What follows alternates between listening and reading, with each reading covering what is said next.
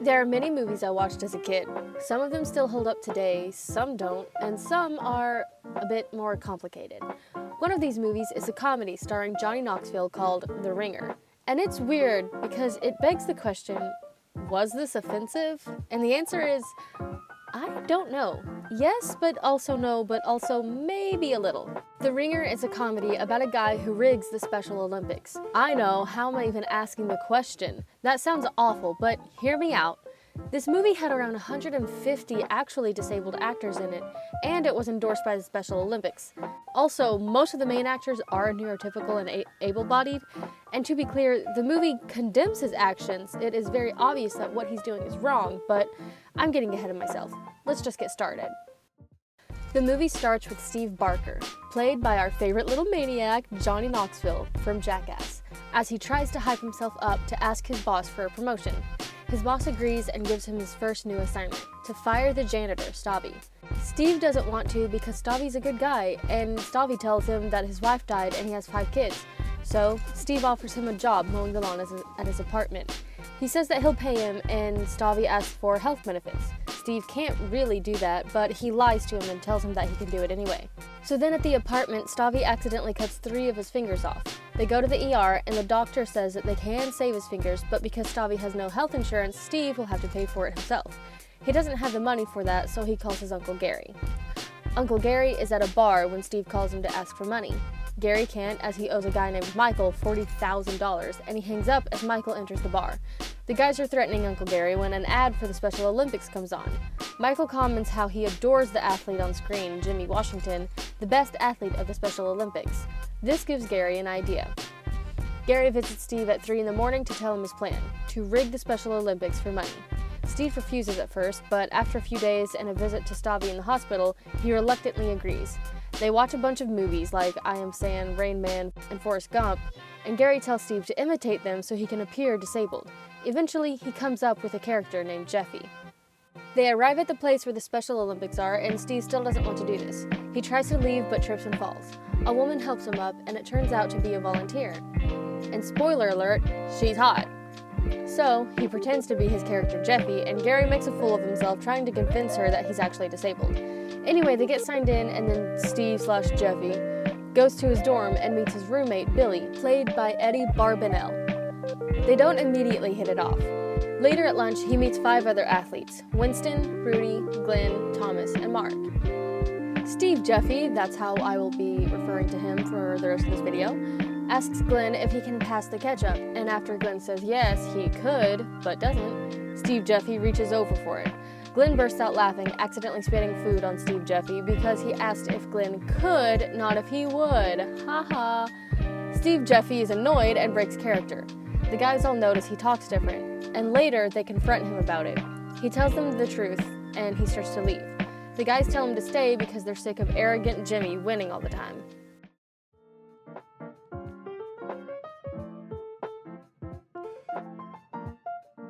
The guys help him train and prepare, all the while bonding and becoming friends. While this is happening, he's also hanging out with and growing closer with Lynn, who he learns had an older brother who was disabled, but he died a few years back.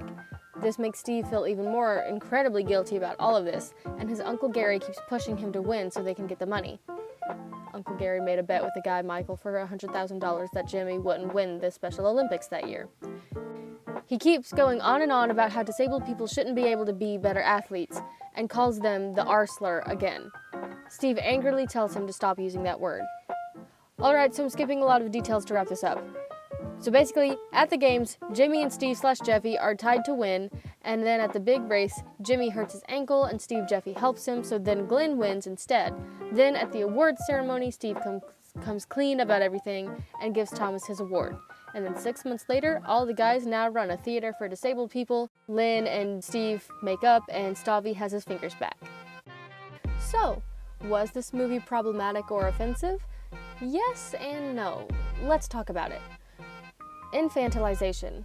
Lynn versus David. What is infantilization? It's when someone treats an adult as if they were a child, usually through demeaning practices. This is something many disabled people, specifically disabled adults, deal with all the time. And this movie subtly tackles this issue. Let's look at a specific scene with Steve, Lynn, and Lynn's fiance, David, and their friend, Yoli. The four of them are out to lunch. At this point in the movie, everyone still thinks that Steve is Jeffy and disabled. Jeffy wants to order ribs to eat, but David says, "Whoa, hold on, cowboy, that could get messy. Do you have anything else he can have?" And Lynn says, "No, he can handle the ribs. Have the ribs." So Jeffy orders them. David assumes that Jeffy, a full-grown adult who, as far as he knows, is disabled, can't handle eating ribs without making a huge mess, as if Jeffy is a child. Throughout the movie, David talks down to Jeffy and the other athletes in a condescending tone, as if they're children.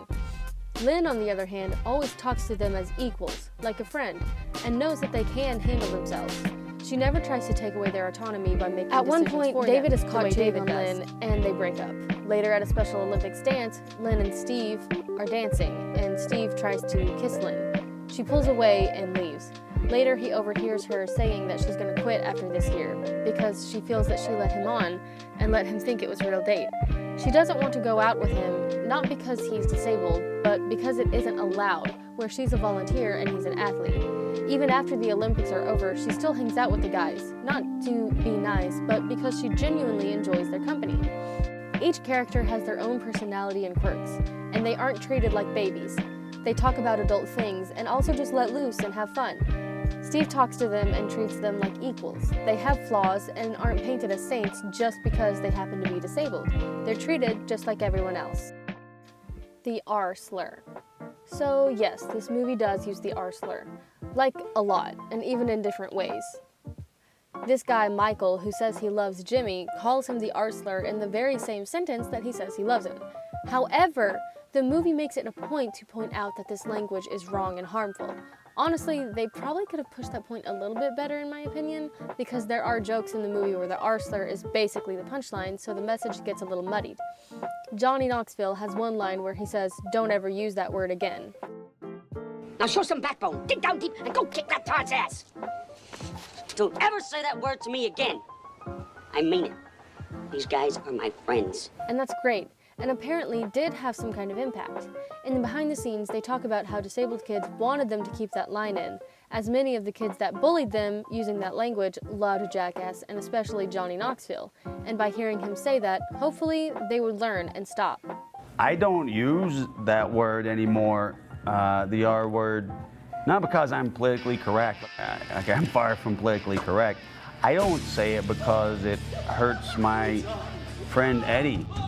And honestly, I don't think most people, I think most people don't say it to be mean or insensitive.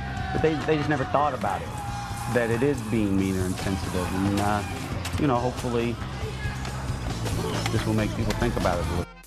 However, the movie isn't always perfect. There are still ableist aspects of the movie. There's a scene when the guys are having a little camp out, and Glenn talks about how people tell them all the time what they won't ever do, like getting a job, tying their own shoes, driving a car, or having a girlfriend. But he's done all of those things. And then Mark points out how he doesn't know how to tie his shoes and he's never had a girlfriend. Now, on one hand, there's nothing wrong with those things, as some disabled people do need help with what are considered easy tasks, and some disabled people have never had a relationship.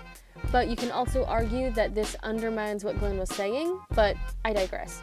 There are some moments where the joke is on a disabled person, whether it's them not understanding something or sort of in a way making fun of their lower intelligence. Some might say that this movie falls into the inspiration porn category, however, I don't think it really does. Anyway, there are some jokes that do make the disabled people the butt of the joke. For example, when Steve is telling him about Stavi, he has to explain it a few times, the joke being that they aren't smart enough to understand the first time around. Also, the casting. There are a few characters in the main cast that were played by actually disabled actors, which is great, as well as over 150 disabled actors cast as extras.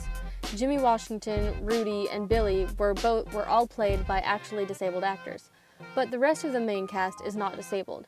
I read an article about this, and the article claimed this was somehow to be more inclusive and to not mock disabled people, but that logic doesn't really make any sense. Disabled actors should play disabled characters. If Sia's movie music is any indicator, having an able-bodied, neurotypical actor play a disabled character is actually much more akin to mocking than a disabled actor playing a disabled character. The impact. As mentioned earlier, they talked about how disabled kids were being made fun of and being called the R slur by kids who loved Jackass and Johnny Knoxville, and how having Johnny say that line was important in the hopes that it would encourage people to stop using it. Apparently, after its release, it did start conversations about intellectual disabilities and stereotypes, and raised awareness to inclusivity in the film industry. This doesn't mean this movie alone changed the industry in a huge way, as to this day, we still struggle seeing authentic and accurate representation. But it did help open the door just a bit. It set out to start a conversation, and it partially succeeded. Of course, there are aspects of this film that haven't aged well, and could have been done a lot better. But for the era, it did a pretty good job. So, was this movie offensive? That's up to you. If you know a disabled person or are disabled yourself and didn't like this movie, that's totally fine and valid. However, if you liked it, I'd say that is also fine and valid. This movie is almost like Glee, where it was progressive for the time, but maybe hasn't aged the best in recent years. All in all, there are things that the movie did right and areas where it could be improved. And I think that they shouldn't use that word because it hurts people. Why would you want to hurt people?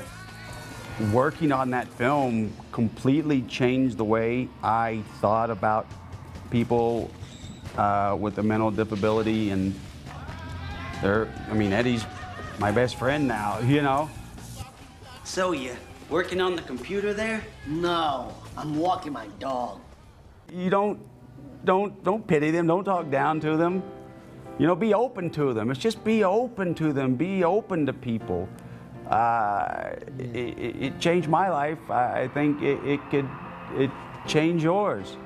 Right, talk to them, be their friend. Love them, hug them. Do anything to raise the spirits of people with different abilities. Like break down the walls, break down the stereotypes, break down every wall you can. I break them. I broke that obstacle. The obstacle will never get in my way. And if anybody puts me down and makes fun of me, you know what? They're not my friend. I have this friend. That's all I have. And if anyone makes fun of you, you are going to verbally assault them till they feel about this big. No, I will not. I will put soap in their mouth and wash them out until the R word is not in their mouth anymore.